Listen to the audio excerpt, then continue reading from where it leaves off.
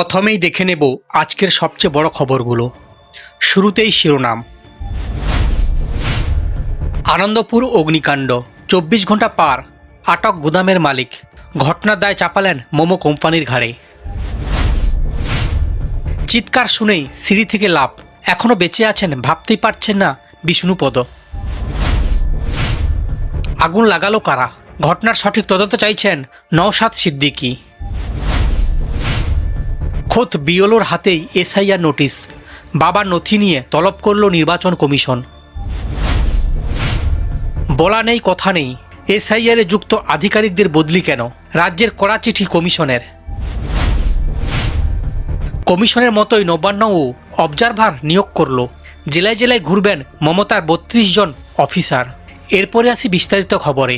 42 ঘন্টা পার, আটক গুদামের মালিক, ঘটনার দায় চাপালেন মোমো কোম্পানির ঘাড়ে। আনন্দপুর অগ্নিকাণ্ডের ঘটনায় গুদামের মালিক গঙ্গাধর দাসকে আটক করেছে নরেন্দ্রপুর থানার পুলিশ। পূর্ব মেদিনীপুরে তার বাড়ি থেকেই অভিযুক্তকে ধরেছে পুলিশ। তাকে বারুইপুরে জেলা পুলিশ দপ্তরে নিয়ে আসা হয়েছে। জিজ্ঞাসাবাদের পর গ্রেপ্তার করা হলো। তাকে পেশ করা হবে কোর্টে। তদন্তে নেমে নরেন্দ্রপুর থানার পুলিশের একটি দল মেদিনীপুরে হানা দেয়। এদিন গঙ্গাধর দাস বাড়ি থেকে বেরোতেই তাকে আটক করা হয়। যদিও গুদাম মালিক এই ভয়াবহ দুর্ঘটনার দায় চাপিয়েছেন মোমো সংস্থার ঘাড়ে। জানা গেছে যে গুদামে আগুন লেগেছে সেখানে পুরো জমিটারই মালিক ছিলেন গঙ্গাধর। মোমো কোম্পানি ডেকোরেটার্স থেকে গোডাউন লিজে নিয়েছিলেন। গুদাম মালিকের বিরুদ্ধে একাধিক গাফিলতির অভিযোগ রয়েছে। এরকম একটা গোডাউনে এতগুলো শ্রমিক কাজ করতেন, অথচ সেখানে কোনো অগ্নি নির্বাপন যন্ত্র নেই, বাইরে বেরোনোর পথও নেই। দমকলের তরফে নরেন্দ্রপুর থানায় অভিযুক্তের বিরুদ্ধে গাফিলতির অভিযোগ দায়ের করা হবে। এরপর এই মামলায় গঙ্গাধর দাসকে অফিসিয়ালি গ্রেপ্তার করা হবে। রবিবার রাত 1:30, চারপাশ নিস্তব্ধ।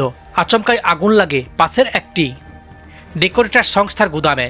গুদামের গা ঘেঁষেই ছিল মোমো তৈরির কারখানা। মুহূর্তের মধ্যে আগুন ছড়িয়ে পড়ে সেখানে। দাউ দাউ করে জ্বলে ওঠে তেল, গ্যাস ও বিপুল পরিমাণ দাহ্য সামগ্রী। খবর পেয়ে দ্রুত ঘটনাস্থলে পৌঁছয় দমকল। শুরু হয় প্রাণপণ লড়াই, কিন্তু সময় যত গড়িয়েছে আগুন ততই নিয়ন্ত্রণের বাইরে চলে গিয়েছে। এখনও পর্যন্ত 8 জনের মৃত্যু হয়েছে বলে খবর। আরও অন্তত 17 জন নিখোঁজ। আশঙ্কা ক্রমশ গাঢ় হচ্ছে, নিখোঁজের অনেকেই হয়তো আগুনে পুড়ে মৃত্যু হয়েছে। সেই আশঙ্কাকে আরও ভয়াল করে তুলছে উদ্ধারকারীদের অভিজ্ঞতা। অগ্নিদগ্ধ গোডাউনে উদ্ধার কাজ চালাতে গিয়ে দমকল কর্মীদের অনেকেই পায়ে ঠেকছে পোড়া হাড়ের টুকরো। সোমবার দমকল আধিকারিকরা স্পষ্ট জানিয়ে দেয় সে গোডাউনে কোনো অগ্নি নির্বাপন ব্যবস্থা ছিল না। মঙ্গলবার ঘটনাস্থলে এসে সেই কথাই কার্যত স্বীকার করলেন দমকল মন্ত্রী। ওনার কথায় প্রচুর জায়গায় প্রচুর কারখানা রয়েছে, অনেকে লাইসেন্স নিয়ে করছেন, অনেকে বেআইনিভাবে করছেন। এখনই বলতে পারবো না ওদের কাছে কি কাগজপত্র ছিল। যদি বেআইনিভাবে হয়ে থাকে ব্যবস্থা নেওয়া হবে। সব কিছুর মাঝেই ধ্বংসস্তূপের সামনে দাঁড়িয়ে একরাশ ক্ষোভ উগড়ে দিয়েছেন নিখোঁজের পরিবারেরা। তাদের আক্ষেপ, চরম অব্যবস্থা আর নজরদারির গাফিলতিতে মূল্য দিতে হলো অনেকগুলো প্রাণ। এরপরে যে খবরে আসি, চিৎকার শুনেই সিঁড়ি থেকে লাফ, এখনও যে বেঁচে আছেন ভাবতেই পারছেন না বিষ্ণুপদ। নাজিরাবাদের কারখানায় ভয়াবহ অগ্নিকাণ্ডে ঠিক কতজনের মৃত্যু হয়েছে তা এখনও নিশ্চিত নয়। সরকারিভাবে এখনও পর্যন্ত মৃতের নির্দিষ্ট সংখ্যা জানানো হয়নি। তবে স্থানীয় ও অস্থানীয় সূত্রে দাবি করা হচ্ছে এই ঘটনার তদন্ত 8 জনের মৃত্যু হয়েছে এবং নিখোঁজ হয়েছে 20 জনেরও বেশি।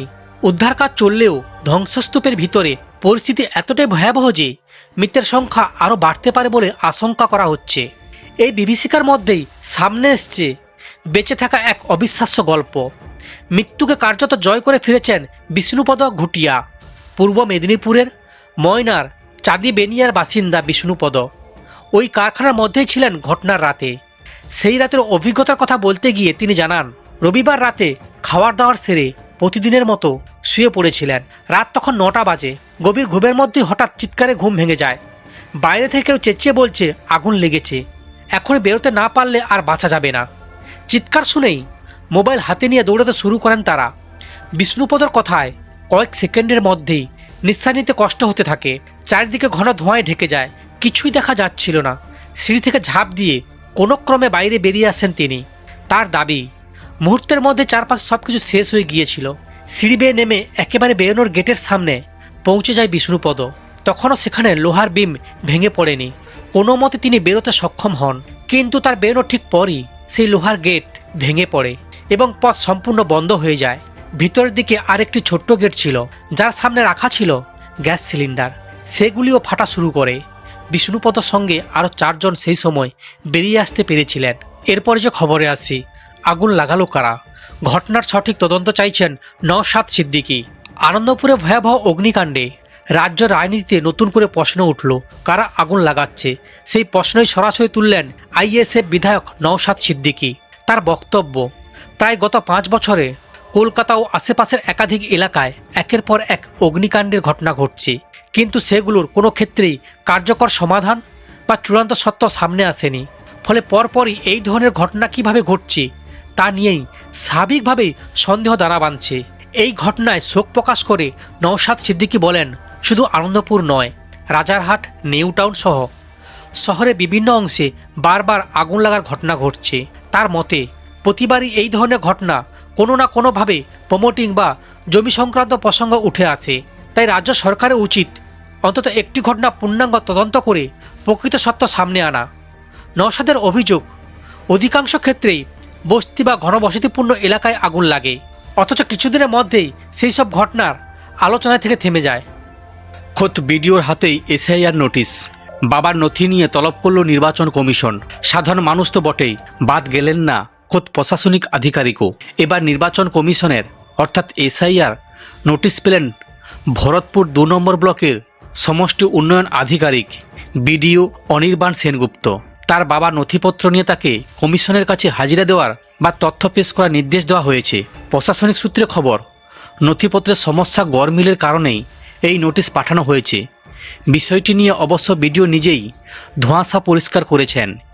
এই প্রসঙ্গে ভরতপুর 2 নম্বর ব্লকের বিডিও অনির্বাণ সেনগুপ্ত জানান, তার এবং তার বাবার সমস্ত নথিতেই নামের সঙ্গে মিডিল নেম অর্থাৎ মধ্যনাম রয়েছে, কিন্তু 2002 সালের একটি নথিতে ভুলবশত তার বাবার নামের মধ্যনামটি বাদ পড়ে গিয়েছিল। সেই একটি তথ্যের অসামঞ্জস্যর কারণে নির্বাচন কমিশনের স্কুটনিতে বিষয়টি উঠে আসে এবং নিয়মমাফিক এসআইআর নোটিশ পাঠানো হয়। বিডিও অনির্বাণ সেনগুপ্ত সাধারণ মানুষকে আশ্বস্ত করে বলেন, এসআইআর নোটিশ নিয়ে অযথা ভয় বা আতঙ্কিত হওয়ার কিছু নেই। দেশের 12টি রাজ্যে এই প্রক্রিয়া চলছে। নির্বাচন কমিশন আগেই স্পষ্ট করে দিয়েছেন যে কোনো বৈধ ভোটারের নাম তালিকা থেকে বাদ যাবে না। তার নিজের উদাহরণ দিয়ে তিনি বোঝান, এটি একটি সাধারণ যাচাই প্রক্রিয়া মাত্র। এদিন শুনানির কাজের মাঝেই বিডিও মানবিক রূপও দেখা যায়। হিয়ারিং চলাকালীন এক ব্যক্তি হঠাৎ অসুস্থ হয়ে পড়েন। বিষয়টি নজরে আসতেই তৎক্ষণাৎ নিজের কাজ থামিয়ে সহযোগিতার হাত বাড়িয়ে দেন বিডিও সাহেব। অসুস্থ ব্যক্তিকে বসানো এবং জল দেওয়ার ব্যবস্থা করেন তিনি জানান, মানুষ যাতে হয়রানির শিকার না হয় তার জন্য প্রশাসনের তরফ থেকে সর্বতোভাবে সাহায্য করা হচ্ছে। এরপর যে খবরে আসি, গত 18ই জানুয়ারি প্রধানমন্ত্রী নরেন্দ্র মোদী সভা করেছিলেন সিঙ্গুরে। 10 দিনের মাথায় আজ সেই সিঙ্গুরে কর্মসূচিতে যাচ্ছেন মুখ্যমন্ত্রী মমতা বন্দ্যোপাধ্যায়। সভা শেষ করে মুখ্যমন্ত্রী রওনা দেবেন কলকাতা বিমানবন্দরের উদ্দেশ্যে। সংসদের শীতকালীন অধিবেশন শুরু হয়ে যাবে আজই বিকেলে তিনি রাজধানী দিল্লিতে পৌঁছবেন। সেখানে দলীয় সাংসদদের সঙ্গে বৈঠক করবেন মমতা। পাশাপাশি আরও বেশ কিছু কর্মসূচি রয়েছে তার। আজ সংসদের শেষ বাজেট অধিবেশন। 1 ফেব্রুয়ারি সংসদে বাজেট পেশ করা হবে। অধিবেশনের প্রথম দফা 28 জানুয়ারি শুরু হবে এবং 23 ফেব্রুয়ারি শেষ হবে। দ্বিতীয় দফায় 9 মার্চ শুরু হবে, এপ্রিলের 2 তারিখ পর্যন্ত চলবে। সংসদের অধিবেশনে কৌশল ঠিক করতে আজ সকাল 10টায় রাজ্যসভার বিরোধী দলনেতা মল্লিকার্জুন খড়গের কক্ষে বৈঠকে বসবেন বিভিন্ন বিরোধী দলের নেতারা। নাজিরাবাদের জোড়া গুদাম অগ্নিকাণ্ডের পর 2 দিন কেটে গিয়েছে, তবে কিভাবে আগুন লেগেছিল তা এখনও জানা যায়নি। গতকাল ভস্মীভূত ডেকোরেটার্সের গুদামের মালিককে এক প্রশ্ন জিজ্ঞাসাবাদ করেছে পুলিশ। এখনও পর্যন্ত যতগুলি দেহাংশ উদ্ধার হয়েছে তাতে অন্তত 8 জনের মৃত্যু হয়েছে বলে মনে করা হচ্ছে। মৃতদের কাউকে শনাক্ত করা সম্ভব হয়নি। মৃতদের পরিচয় জানতে দেহাংশগুলি ডিএনএ পরীক্ষার জন্য পাঠানো হবে। এখনও আরও অনেকে নিখোঁজ। আশায় বুক বেঁধে পুড়ে খাক গুদামের বাইরে ঠায় বসে রয়েছেন নিখোঁজদের স্বজনেরা। মুখ্যমন্ত্রী মমতা বন্দ্যোপাধ্যায়ের নির্দেশে গতকাল বিকেলে ঘটনাস্থলে পরিদর্শনে গিয়েছিলেন কলকাতার মেয়র তথা রাজ্যের মন্ত্রী ফিরহাদ হাকিম। মৃত ও নিখোঁজ শ্রমিকদের পরিবারকে আর্থিক 10 লক্ষ টাকা সাহায্যের ঘোষণা করেছেন তিনি। জারি রয়েছে নিখোঁজদের খোঁজ। আনন্দপুরে অগ্নিকাণ্ডে উদ্ধার কাজ কত দ্রুত এগোয় সেটি এখন দেখার বিষয়। আজ বিজেপির সর্বভারতীয় সভাপতি নীতিন নবীনের পশ্চিমবঙ্গ দপ্তরে দ্বিতীয় দিন।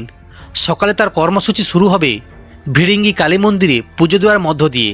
পরে দুর্গাপুরে চিত্রায়ল ময়দানে 4টি সাংগঠনিক জেলার বিজেপি কর্মীদের নিয়ে আয়োজিত একটি সম্মেলনে যোগ দেবেন তিনি। তারপরে যাবেন রানীগঞ্জ, সেখানে আসানসোল জেলা বিজেপি কর্মী সম্মেলনে ভাষণ দেবেন। এই কর্মসূচি সেরে বিমানবন্দরে ফিরে যাবেন তিনি। সমস্ত খবর দেখতে এই চ্যানেলের সঙ্গে থাকুন। ধন্যবাদ।